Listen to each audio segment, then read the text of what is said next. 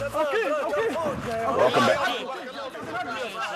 Welcome back. It is our top story this morning. The New York Times releasing a bombshell Benghazi report. It is our top story this morning. It claims that there's no link between the attack and Al-Qaeda, but doesn't the report contradict most of our intelligence on that raid itself? Well, that's for sure. Let's ask Lieutenant Colonel Tony Shaffer, who was recently in the region. And, Colonel, thank you for joining us. What is your Mike, initial reaction to this, well, bombshell?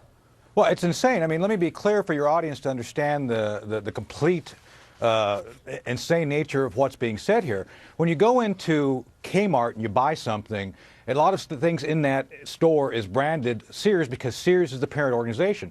Ansar al-Sharia is like Kmart to Sears. Ansar al-Sharia is Al-Qaeda. And so what the article is putting forward here is totally insane. Ansar al-Sharia is rebranded Al-Qaeda. So you cannot get past that to begin with by any, if you're a serious expert studying this. What about the video portion of this, Tony? Well, there's no basis for that, Clayton. I mean, again, everybody's looked at this, and let me tell you, I've been in the region. I just was in Egypt last week. You don't have that level of access to social media necessary to spawn that level of response for a quote-unquote protest. And plus, this attack started at night.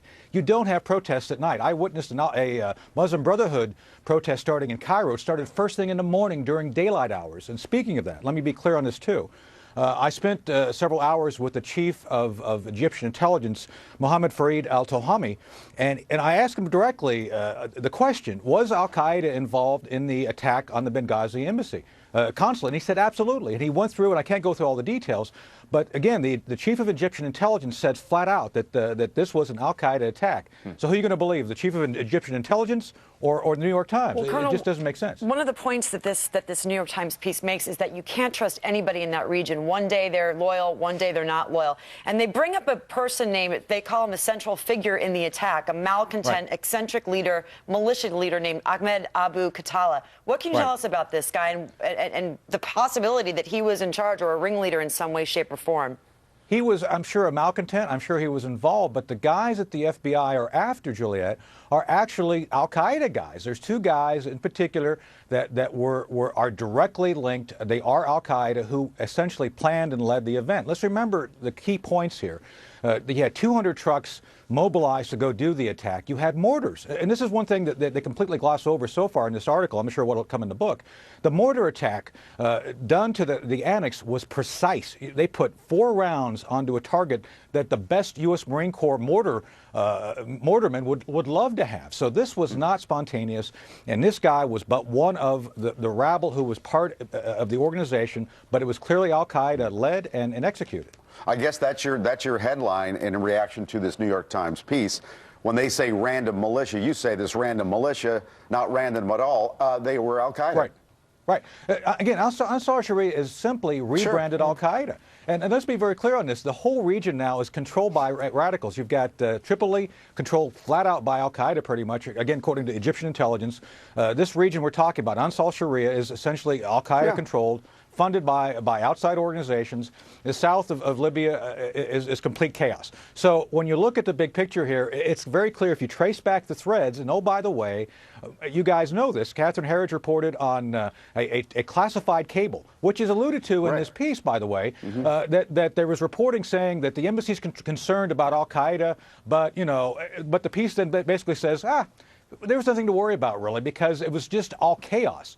And let's be very clear. Chaos was organized in such a way to cause maximum mayhem to our embassy that day. So I don't buy this whole, it just happened one day because of the circumstance. Colonel, could you buy this, that these Al-Qaeda members, albeit they say that they were a random militia, were planning something, and then when they saw the video, they said, let's go do it now? Two problems with that. First, seeing the video is a problem. This is not, somewhere in the middle of Missouri where you can just go tune in to YouTube. It's tough to get these things. Secondly, how do you get it out there? Again, if you're looking at his own timeline, it didn't really have time to go viral in a third world country. So, and then third, I think most compelling is that the organization that was needed to launch a concerted attack, this was an organized effort with people coming in, wave after wave, with mortars. So again, this was not a rabble. They're referred to as looters and arsonists, according according to this New York Times piece. And there was a track record here too, Tony, right, with the British consulate attack. And we had the warning signs ahead of time. Right. The British consulate actually shut down because they had 2 attacks earlier in the year. One of the little-known things is that the British left all their weapons with us at the annex. That when the annex got trashed, all the British weapons got taken as well. With that said, again, these so-called rabble actually knew where to go to attack the annex, where to go to get the weapons. So you don't do that if you're simply a crowd looking for something to do late at night. Let's say the video never existed. They were going to attack. Absolutely. Yeah. Again, the 9/11 anniversary is the key to remember here.